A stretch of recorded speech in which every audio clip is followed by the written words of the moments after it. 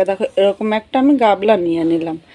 এই জায়গায় এবার আমি 750 চালের গুঁড়ো নেব। এই বাটির মাপে 3 বাটি, মানে এই বাটির 1 বাটিতে এই জায়গায় 250 চালের গুঁড়ো আছে।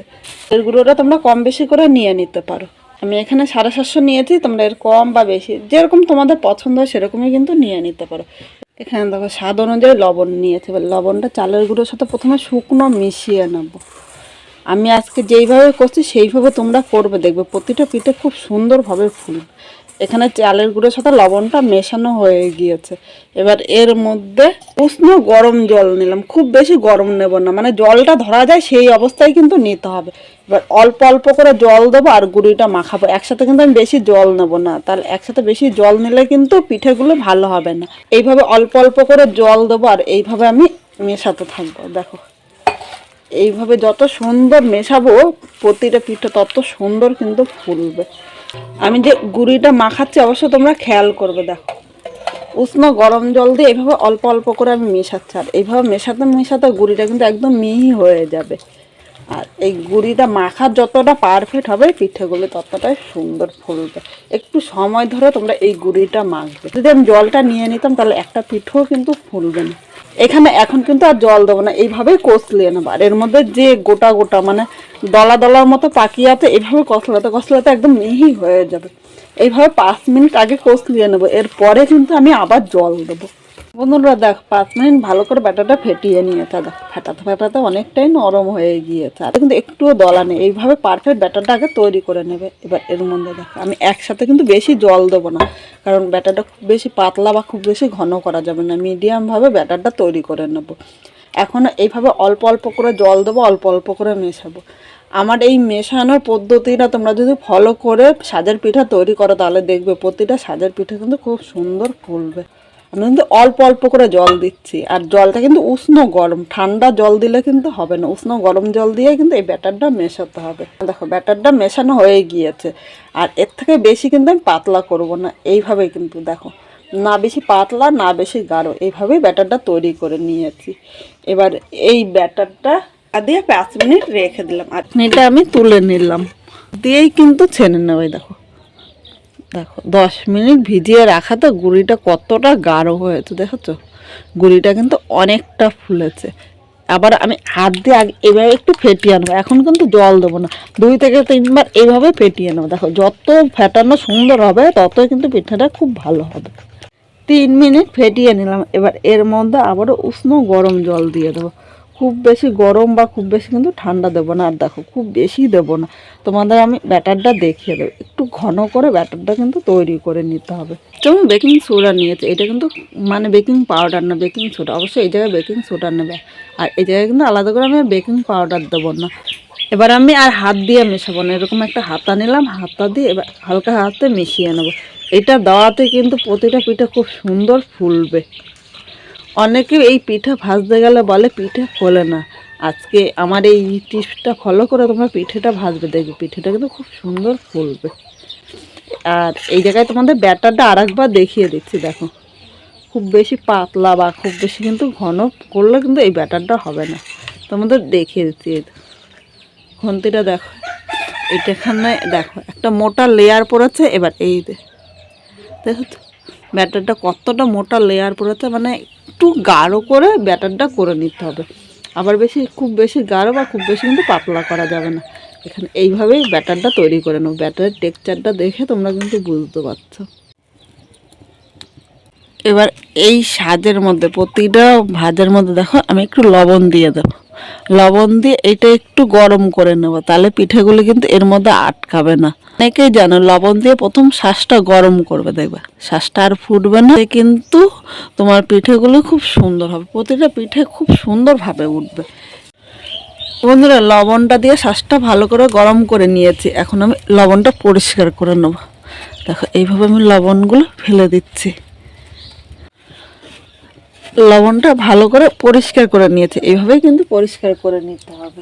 এবার তোমাদের একটা মজার জিনিস দেখাবো। দেখো এটা কলা গাছের, এই দেখো কলা গাছের যে গুঁড়াটা হয়, মানে কলা পাতার এই যে গোড়ার অংশটা আমি কেটে নিয়েছি। আমাদের গ্রামে কিন্তু বিরাস পাওয়া যায় না, তাই আমি ভাবলাম এইটা দিয়ে করি। আর এইভাবে আমরা পিঠেটা করি, তাই তোমাদের সাথে শেয়ার করলাম। এটা দুর্দান্ত একটা টিপ। যখন ঘরে বিরাস থাকে না, তোমরা কলা গাছের এই ডাগাটা দিয়ে করে নিতে পারো। আর এখানে একটা বাটিতে আমি সাদা তেল নিয়ে নিয়েছি। এবার দেখো, এটার মধ্যে এইভাবে তেলটা আমি লাগিয়ে নিলাম। এবার প্রতিটার মধ্যে তেলটা ভালো করে লাগিয়ে নেব। এইভাবে তেলটা লাগিয়ে নেব। প্রথমে আমি লবণটা দিয়ে গরম করে নিয়েছি, আর তেলটা দেওয়াতে পিঠাগুলো খুব সুন্দরভাবে ফুটবে। এবার এর উপরে দেওয়ার আগে ব্যাটারটা এইভাবে নেড়ে চেড়ে নেবে। দেখো, যতবার দেবে ততবারই কিন্তু এইভাবেই নেড়ে চেড়ে নিতে হবে। এবার এখানে আমি 1 হাতা নিয়ে নিলাম। এবার ব্যাটারটা দিয়ে দিচ্ছি। এরকম ভরে ভরেই কিন্তু আমি নিয়ে নেব। 1 হাতা দিয়ে 3টে বাটি হচ্ছে।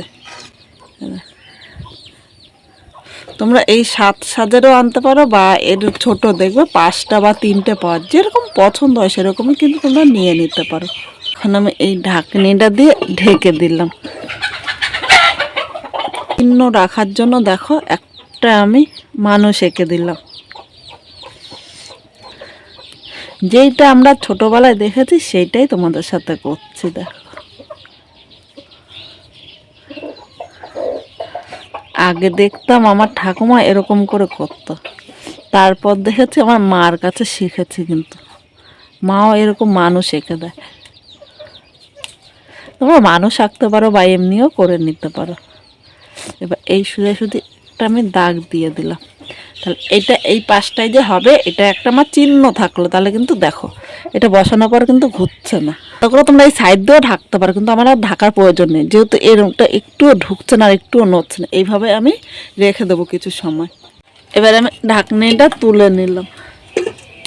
এখানে দেখো পিঠেগুলো কি সুন্দর ফুলেছে। এবার আমি একটা কাঁচি দিয়ে পিঠেগুলো তুলে নিচ্ছি। এই দেখো, পিঠেগুলো এবার একটু উল্টিয়ে দিলাম।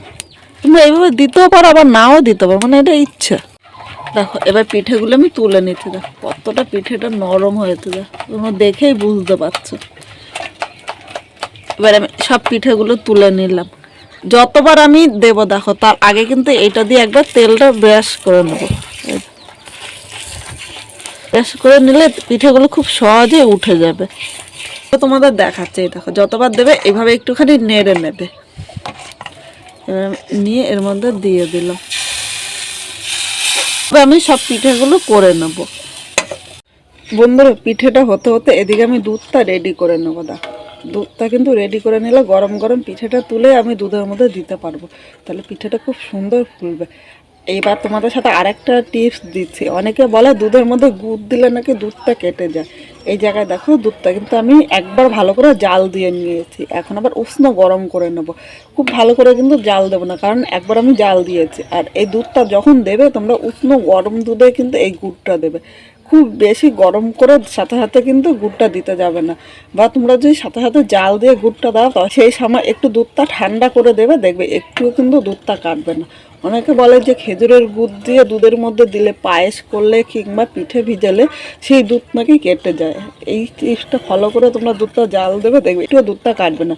এখানে দেখো, দুধটা উষ্ণ গরম হয়েছে, আর পুরো ভালো করে কিন্তু আমি গরম করব না, তোমরা দেখে বুঝতে পারছো। এখানে দেখো, আমি খেজুরের ঝুলা গুড়টা নিয়ে সময় আগুনটা আমি একদম মিডিয়াম করে দিয়েছি। খুব জোরে কিন্তু এখন দেওয়া যাবে না। দুধের সাথে গুড়টা আমি ভালো করে মিশিয়ে নেব। দেখো, এইভাবে মেশালে দুধটা কিন্তু কেটে যাবে না, বা দুধটা ছানা ছানা হয়ে যাবে না। যারা পারো না, একদম নতুন যারা, তারা আমার এই টিপসটা ফলো করবে। আর একবার বলে দিচ্ছি, দুধটা প্রথমে ভালো করে জাল দেবে, তারপরে একটু ঠান্ডা করে নিয়ে তারপরে গুড়টা মেশাবে। বা তোমরা যদি আগে থেকে আমার মতো এরকম জাল দিয়ে রাখো, তারপর যদি গুড়টা মেশাও, যখন মেশাবে তখন উষ্ণ গরম করে নেবে। একদম ঠান্ডাও না, বা খুব বেশি গরমও না। উষ্ণ গরম করে দুধটা মেশালে কিন্তু দুধটা আর কাটবে না, আর খুব সুন্দরভাবে হবে। এই টিপসটা ব্যবহার করে দেখবে, একদম পারফেক্ট হবে। এবার গুড়টাও মিশিয়ে নিলাম। এই জায়গায় দেখো, এখনও কিন্তু মেশাতে হবে। আর এই সময় একদম মিডিয়াম আগুন করে দিয়েছি। তোমরা যেরকম মিষ্টি খাবে সেই হিসাবে নেবে। এই জায়গায় আমি 200 গ্রাম গুড় নিয়েছি। খুব বেশি মিষ্টি বা খুব হালকা মিষ্টি কোনোটাই কিন্তু না, মাঝারি মিষ্টি। কারণ আমার কাছে খুব বেশি মিষ্টি কিন্তু ভালো লাগে না, তাই আমি একটু অল্প মিষ্টি দিয়েছি। দেখো দুধের সাথে গুড়টা কিন্তু ভালো করে মিশিয়ে নিয়েছি। এবার দুধটা ভালো করে এখন জাল দিয়ে নেবো। আগের থেকে যদি দুধটা রেডি করা থাকতো পিঠেগুলো করেই সাথে সাথে দুধের মধ্যে আমি ভিজিয়ে নিতাম, তাহলে কিন্তু গরম গরম দেওয়ার পরে পিঠেটা কিন্তু খুব সুন্দর ফুলতো। তাই আমি পিঠেটা তৈরি হতে হতে এদিকে দুধটাও রেডি করে নেবো আর পিঠেগুলো সাথে সাথে দুধের মধ্যে ভিজিয়ে নেবো।